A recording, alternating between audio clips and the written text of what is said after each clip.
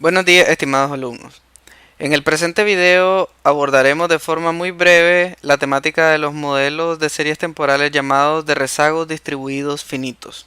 El día de hoy traemos información sobre la tasa de desempleo y la inflación en la República de Nicaragua para tratar de corroborar la especificación de la curva de Phillips clásica. Ustedes realizarán eventualmente una tarea donde tendrán que hacer estos mismos cálculos para la República de Costa Rica, El Salvador, Honduras, Panamá y República Dominicana. Examinemos en primer lugar los datos. Los datos los he sacado de dos fuentes diferentes. Primero del FMI. Los datos de desempleo los saqué del FMI. Esto sería 14%, 14.4%, 15%, hasta el 6.4% del año 2017. Mientras que los datos de inflación los he extraído de la página web del Consejo Monetario Centroamericano, quien publica el IPC mensual desde el año 1990. En este caso, el número que ustedes ven acá es el promedio del IPC de los 12 meses para el año 1991 y así sucesivamente. Lo que tienen en estas dos columnas son las versiones logarítmicas de estas variables que las podemos considerar las variables originales.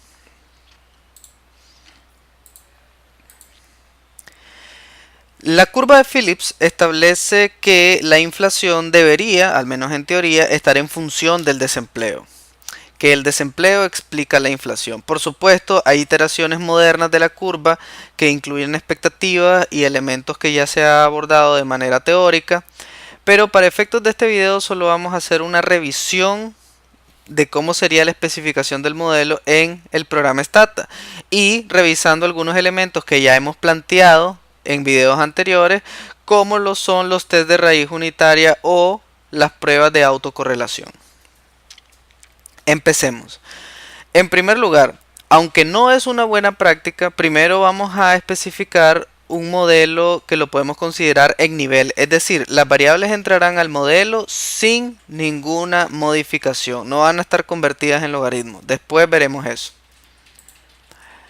Veamos los resultados de nuestro pequeño modelo. Tenemos un buen ajuste con un 0.99 en nuestro R cuadrado, sin embargo, lo que nos causa un poco de ruido son los signos, que a priori no son los que nosotros estamos esperando. El único signo que está bien es el del primer rezago. Recuerden cómo estamos especificando el modelo. La inflación en función de sus dos primeros rezagos y el desempleo. Esperaríamos que el segundo rezago tuviera un signo positivo y por supuesto esperaríamos que acá también encontráramos un signo positivo. No es el caso. Es un problema, por supuesto, de especificación del que vamos a volver más adelante. Sigamos partiendo de esta pequeña regresión lineal. Primero, ahora que ya hemos especificado una versión muy primitiva del modelo, vamos a buscar la raíz unitaria con el test de Dickey-Fuller. Se especifica que como estamos trabajando en una regresión que utiliza dos rezagos, entonces en el test especificamos dos rezagos. Ustedes pueden observar que el test estadístico nos da un 1.298, que es lo que tenemos acá. De hecho es positivo, pero aún no cae dentro del rango que nosotros tenemos establecido para aceptar la presencia de raíz unitaria. Entonces, en ese sentido, la variable inflación no tiene raíz unitaria. Veamos qué pasa con el desempleo. Estamos hablando de un valor de menos 1.477, ya lo tenemos acá. Tampoco cae dentro del rango que nos interesa. Entonces, descartamos que la variable de desempleo posea raíz unitaria. Vamos a ver si tenemos presencia de autocorrelación.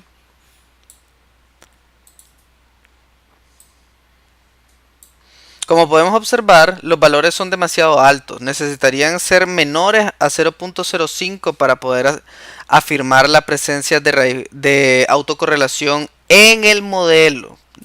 Sin embargo, la autocorrelación también necesita ser probada a nivel de las variables individuales. En este sentido, vean nuestro do file, hemos establecido 5 rezagos, a pesar de que el modelo solo incluye 2. Esto es para ver si más adelante, o mejor dicho, más atrás, porque son rezagos, existe autocorrelación.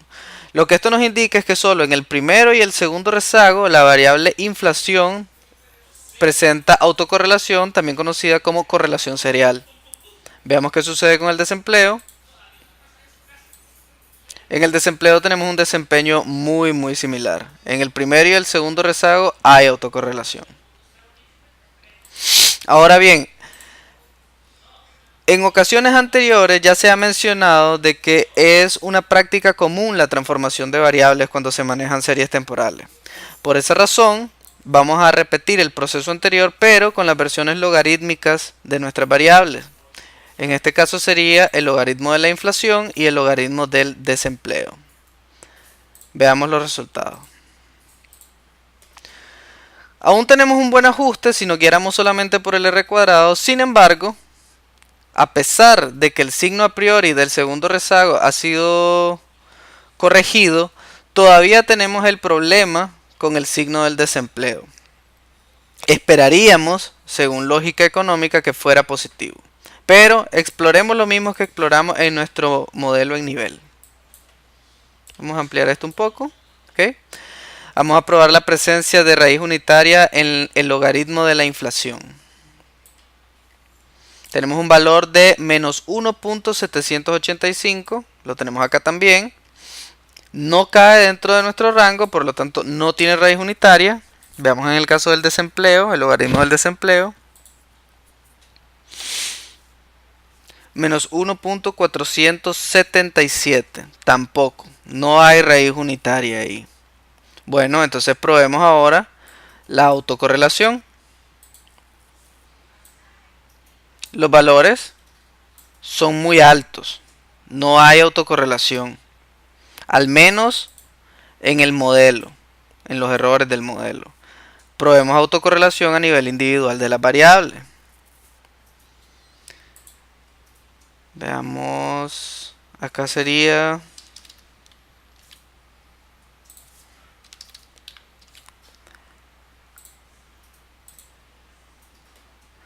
tenemos autocorrelación en los dos primeros rezagos y también en el caso del logaritmo del desempleo tenemos autocorrelación en los dos primeros rezagos. ¿Qué nos hizo falta revisar? Nos hizo falta revisar la presencia de heterocedasticidad. No pasa nada, ahorita solo estamos practicando, solo estamos revisando, viendo cómo usar el programa. Evidentemente esta especificación del modelo no es la más apropiada, no es perfecta, pero ¿cuál sería? Me remito, este es un trabajo de estudiantes de la Universidad Centroamericana, participantes de jóvenes investigadores en el año 2017 de la carrera de Economía, y ellos de hecho revisaron la curva de Phillips para Nicaragua entre 1994 y 2014, utilizando una especificación que tiene algunas diferencias con los datos que nosotros estábamos trabajando. Por ejemplo, cuando hablamos de inflación, en lugar de utilizar el IPC, ellos utilizan el deflactor del PIB, que es una medida de precios que es más amplia que la cartera de bienes que se incluyen en el IPC. Está bien. Lo que realmente tiene de novedoso, o mejor dicho, lo que realmente tiene de importante esta especificación de la curva de Phillips, es la inclusión de los precios del petróleo, en este caso el WTI, porque es el que compra Nicaragua, dentro del modelo, como una variable explicativa del modelo. Es decir, que los precios del petróleo han sido incluidos para explicar la inflación en Nicaragua. Y ellos nada más están usando un rezago, no dos, el primer rezago del deflactor del PIB. Todo esto tiene implicaciones prácticas muy importantes. Primero, los efectos de las expectativas en cuanto a precios, es decir, el rezago de la inflación o el rezago de los precios no es demasiado alto, en el sentido de que no nos podemos ir demasiado al pasado para explicar los precios de la actualidad. Los que realmente importan es el primer rezago, es decir, la inflación del año pasado influyendo en la inflación del año actual. Por supuesto, la tasa de desempleo, eso no cambió, pues ellos la agarraron igual que yo. Eh, pero el hecho de que hayan incluido los precios del petróleo es muy importante. No habla sobre la naturaleza de la economía nicaragüense, que es una economía pequeña, altamente abierta al exterior, pero sobre todo tomadora de precios. Significa que, como lo menciona el Banco Central de Nicaragua en muchas ocasiones, los precios internos de Nicaragua realmente están anclados por el tipo de cambio. Si entendemos eso, entendemos que nuestras expectativas inflacionarias están contenidas por nuestro esquema cambiario. Y entendemos también que entonces que los cambios en los niveles de precios de la economía local van a estar mayormente explicados por variables exógenas, en este caso, los precios del petróleo. Esta es, por supuesto, una mejor especificación de la curva de Phillips que la que estábamos viendo. Sin duda,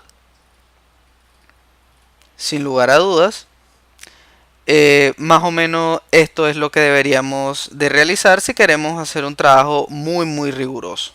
Esta es una buena aproximación. Esta es una aproximación validada por economistas de renombre a nivel nacional.